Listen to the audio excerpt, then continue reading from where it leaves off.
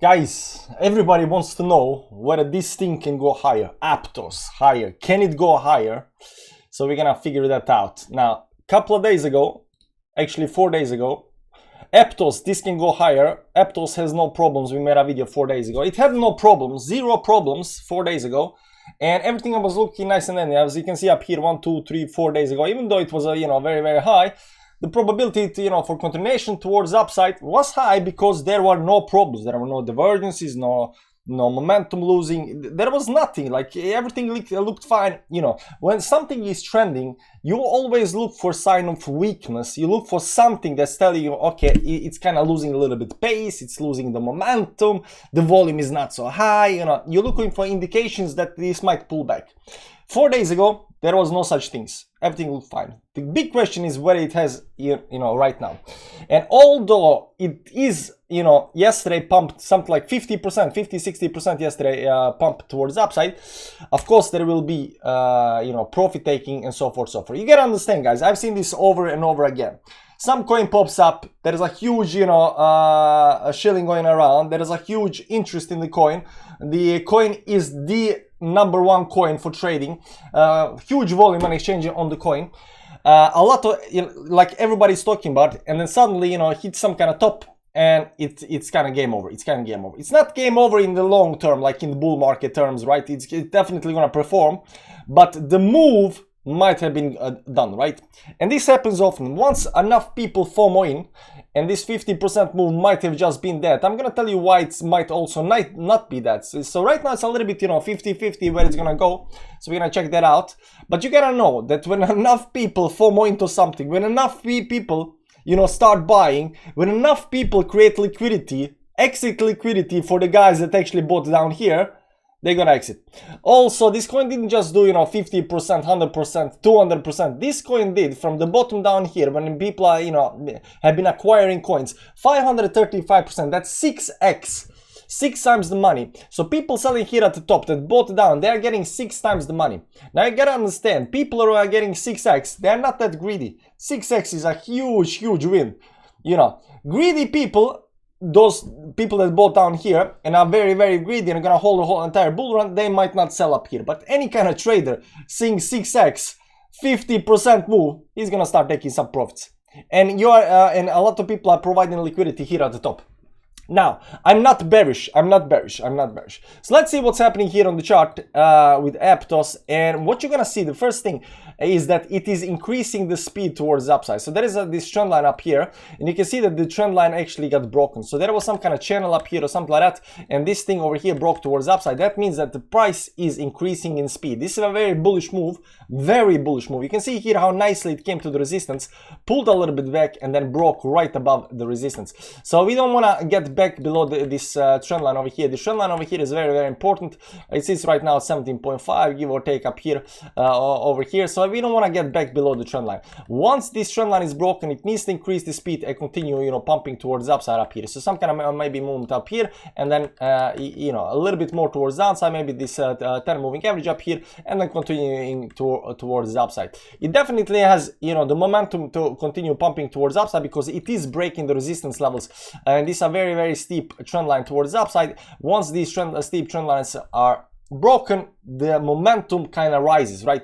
So imagine this: if you got some kind of price that goes something like this, right, and there is some kind of resistance line up here, once this is broken, it kind of, this downtrend over here kind of changes direction a little bit, right? So right now it might go something like this, right?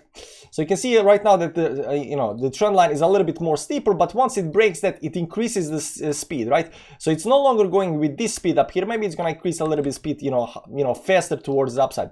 So the more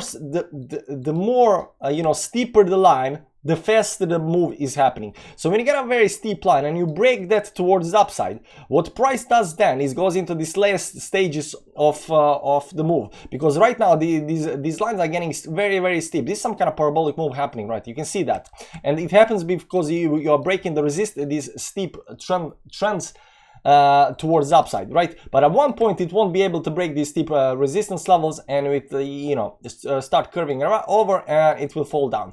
This is just a normal move. This is just, you know, market psychology. It's down at the bottom, you know, a lot of people you know, buy, they, you know, accumulate, and then it starts going up faster, and at one point, you know, FOMO kicks in. A lot of people buy, and you know, these people start selling, and then there is more sell pressure than buy pressure, and at one point, you know, it just turns around and goes down. That said,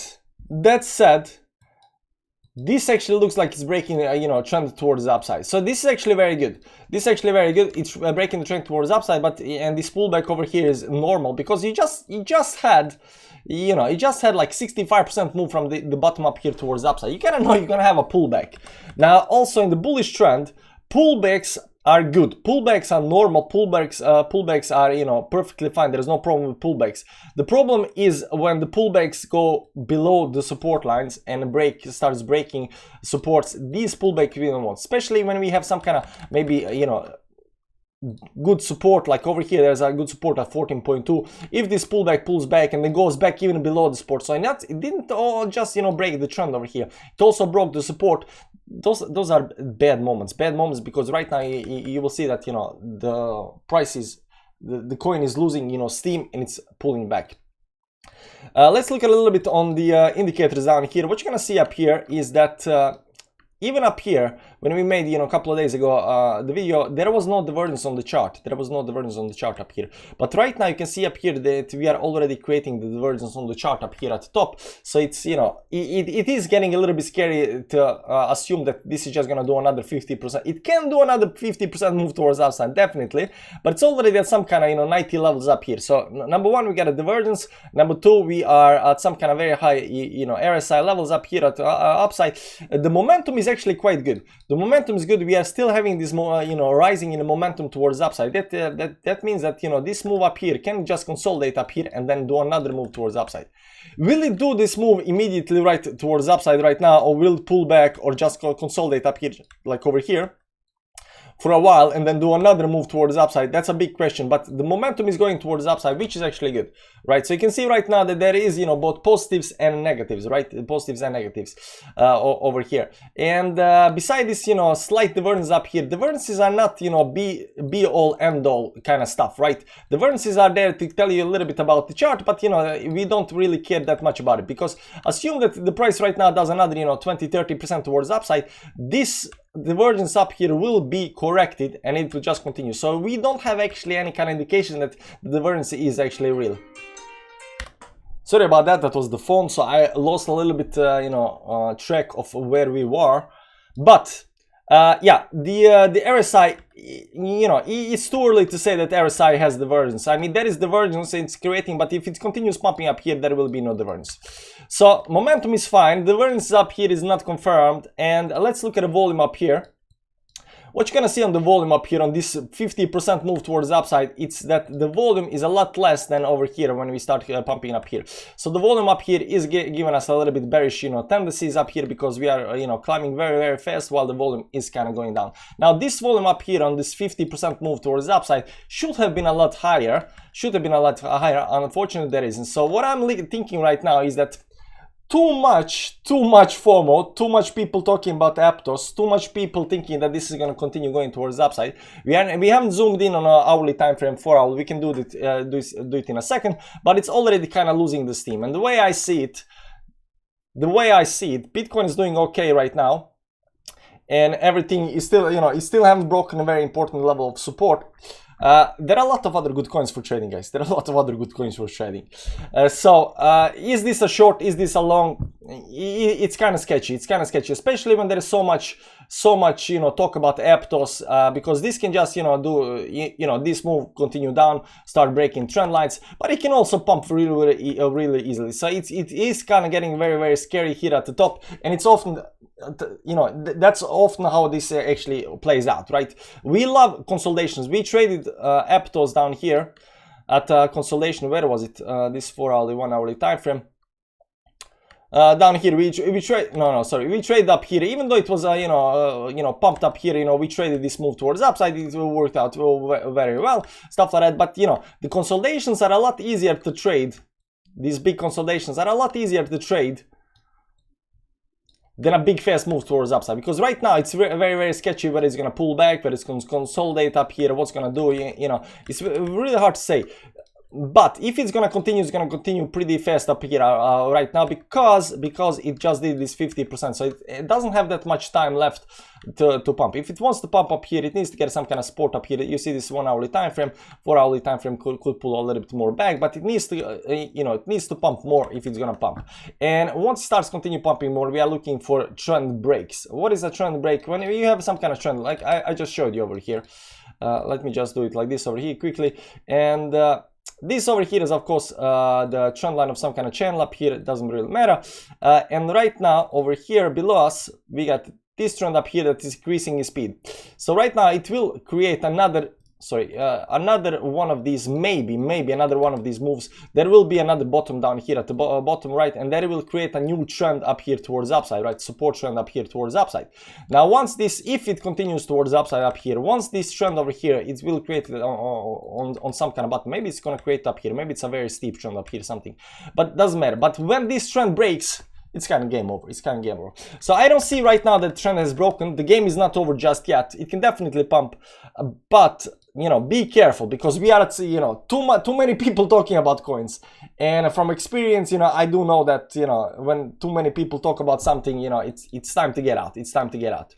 So whether it's time to get out right now, whether this is gonna be the best performing coin of you know, the next bull run, I don't know. But you know, we here on this channel, we don't care about, you know, 3 years progress or what's gonna happen in 5 years, whether XRP is gonna be, you know, #1 in 10 years. We don't care about that. We just care about the next move. And right now, the next move might be a little bit sketchy over here. And if you look at it down here on the short time frames, this is 1 hourly time frame. So if you just pull the line up here, this line needs to be broken up here, and then this line, sorry about that, this line needs to be broken. The level up here at 18.9 needs to be broken as well, and then maybe it has a chance to go higher up here. But it's already kind of losing a little bit steam, so will it, you know, fail down? Probability, you know, probability. Guys, unfortunately, there is not much help. I wish I could make a video like I did 4 days ago, like saying, no problem, it's going up, no problem whatsoever. But unfortunately, you know, it did pump, you know, 60% yesterday, so be careful. That's what I'm trying to say. Thanks for watching, guys. Come and join us in our trading, you know, tonight. We're gonna try to find some kind of coins that are doing well. Bye, guys. See you around.